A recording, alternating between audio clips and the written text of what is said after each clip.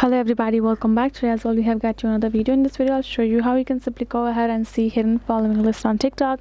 But before that, please do make sure to like our video, subscribe our channel, and yes, without any further delay we're simply gonna go ahead and step into our video.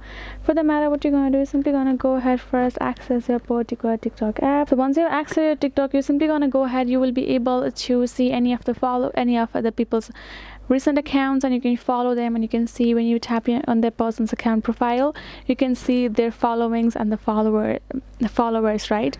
But if you won't be able to access that, so it simply happens because if the user have turned their account to private, then only allowed followers will be able to see the followings.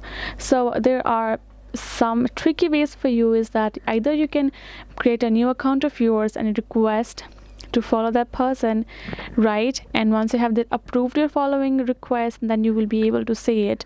Otherwise, there is no other way for you to see it because it's their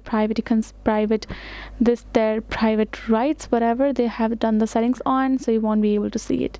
That is it, guys. Hope this video was helpful to you all. Thank you so much for watching, and I'll see you guys in our next video.